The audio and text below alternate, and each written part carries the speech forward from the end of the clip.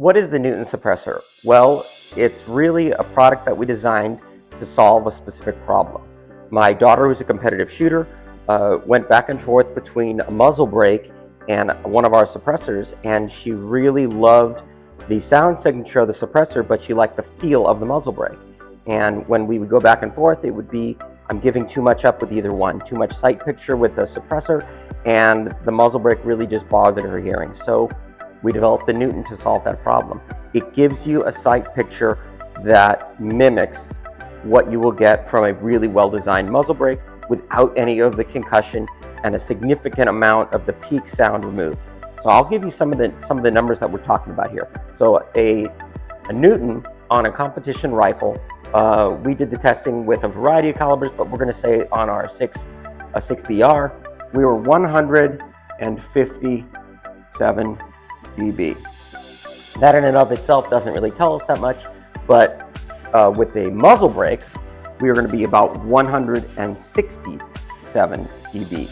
And you say to yourself, that's only 10 decibels. 10 decibels is a lot. That is nearly 90% reduction in peak sound. Every 3 decibels is a doubling or a halving of sound. And from 157 to 167, well, it might not look like a lot on paper, or dry erase board, I should say, is a lot.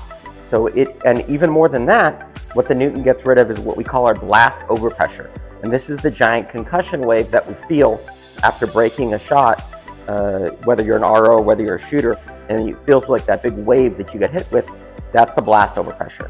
And the Newton really addresses that by allowing some of those gases to expand in the baffling before it hits the muzzle brake, but not so much that you don't have enough gas to redirect all that thrust. So that's what we're doing. And if I give it to you in pressure, a Newton is roughly 0.3 psi of blast overpressure around the shooter, at the shooter's ear. A muzzle brake is going to be about 0.8 psi to the shooter. And for reference, a 50 BMG is somewhere around 3 psi. So you can see there is a very big difference in pressure between what the Newton will give you and what a muzzle brake will give you. Let's take a look at some load cell data that we have here. So we tested 4 different devices: a muzzle brake, a Newton, a large traditional suppressor, and a bare muzzle. What we're looking at on the vertical here is where it says voltage. That's our intensity. That's what we're going to consider our peak amount of force. And then on the horizontal axis, you're going to look at time. This is going to, we'll call this like our recovery time, the amount of time it takes for the gun to settle. So if we look at the bare muzzle in yellow, it has the highest amount of intensity and it tapers off modestly.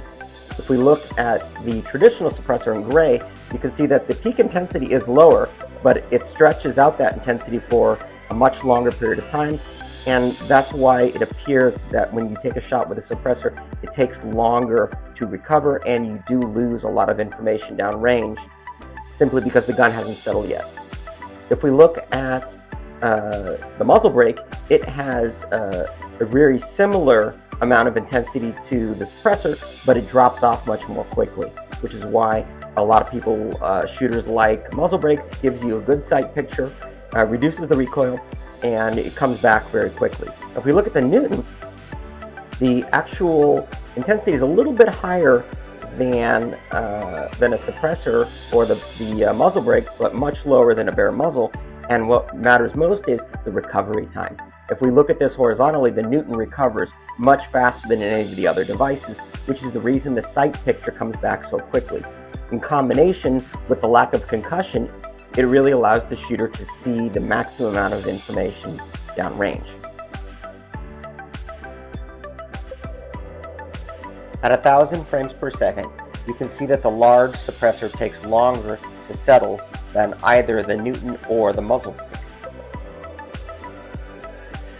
So you guys have a pretty good idea now, the difference between how a Newton reacts versus a large traditional suppressor and a really efficient muzzle brake. So now the only thing is you just got to figure out what's best for you and what's going to give you the best performance out on the range.